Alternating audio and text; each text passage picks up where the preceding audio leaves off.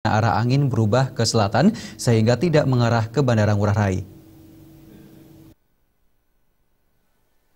Menurut Inspektur Keamanan Penerbangan Yusfandri Gona, seluruh penerbangan di Bandara Internasional Ngurah Rai dibatalkan karena kondisi cuaca tidak memungkinkan.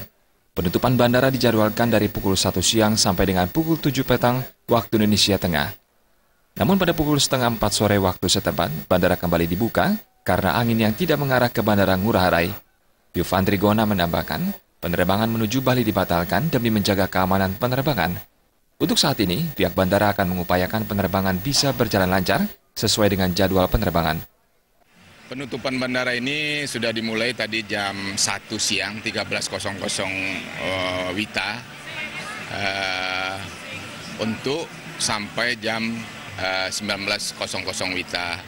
Namun ada perubahan karena arah angin berubah sehingga arah debu vulkanik erupsi Gunung Raung itu juga tidak mendekat ke kita.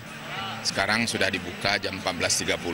Namun dengan dibuka siang ini, kita upayakan barangkali akan masuk kembali mungkin pada waktu malam sesuai dengan jadwal yang sudah ada.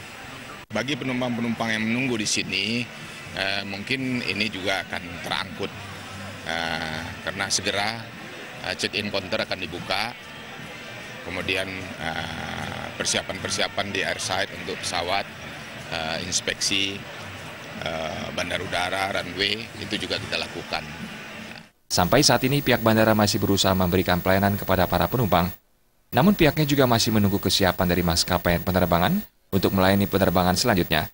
Pihak bandara juga menyiapkan alternatif lain kepada penumpang yang tidak bisa berangkat akibat penutupan sementara, akan diberikan jadwal pemberangkatan khusus pada keesokan harinya. Karik Swantara dan Saputra, Bali TV. Pemirsa, berikut kami sampaikan informasi perakiraan cuaca di sejumlah kota.